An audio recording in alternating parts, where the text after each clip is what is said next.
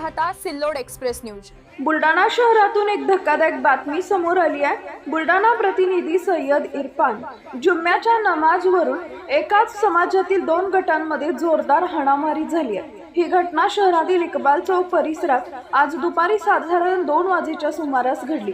नमाज कोण पढणार यावरून वाद पेटला आणि पाहता पाहता तो हिंसक संघर्षात बदलला। या घटनेत एकूण 8 जण जखमी झाले असून त्यापैकी 3 जणांची प्रकृती गंभीर असल्याची माहिती समोर येते आहे। विशेष म्हणजे जखमींमध्ये 2 अल्पवयीन मुलांचाही समावेश आहे। मिळालेल्या माहितीनुसार जामा मशिदीच्या ट्रस्टमध्ये गेल्या 3 वर्षापासून अंतर्गत वाद सुरू आहे। हाफिज रहमत हे गेल्या 30 वर्षापासून नमाज पठण करत होते, मात्र त्यांच्या प्रकृतीमुळे ट्रस्टने त्यांना नमाज पढण्यापासून रोखण्याचा निर्णय घेतल्यानं हा वाद चिघळल्याचं सांगितलं जात आहे। दरम्यान नमाज सुरू असतानाच मशिदीत वाद झाला आणि बाहेर 2 गट आमने सामने आले। दगडफेक लाठीकाठींचा वापर करत हाणामारी करण्यात आली। घटनेची माहिती मिळताच पोलिसांनी तात्काळ घटनास्थळी धाव घेतली आणि अतिरिक्त बंदोबस्त तैनात करत परिस्थिती नियंत्रणात आणली।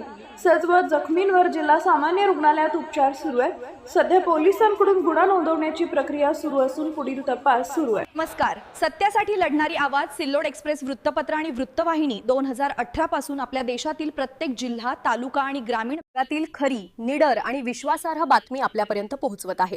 पण एक मनापासूनचा प्रश्न आहे, जेव्हा आम्ही तुमच्यासाठी सत्य मांडतो तुम्ही आमच्यासाठी एक छोटासा पाठिंबा देऊ शकत नाही का? एक लाईक, एक सबस्क्राइब, यासाठी तुम्हाला एकही रुपया खर्च करावा लागत नाही, पण तुमचा हा छोटासा सपोर्ट आम्हाला आणखी ताकद, प्रेरणा आणि हिंमत देतो। जर तुम्हाला खऱ्या बातम्यांना साथ द्यायची असेल तर आत्ताच सिल्लोड एक्सप्रेस चॅनलला सबस्क्राइब करा, लाईक करा आणि शेअर करा। हा विश्वास आमची ताकद। आम्ही तुमच्यासाठी मराठी चॅनल सुरू केलंय। मराठी भाषेत आवडत नसेल तर कमेंट करा, आम्ही तुमच्यासाठी हिंदी भाषेत चॅनल सुरू करू। धन्यवाद।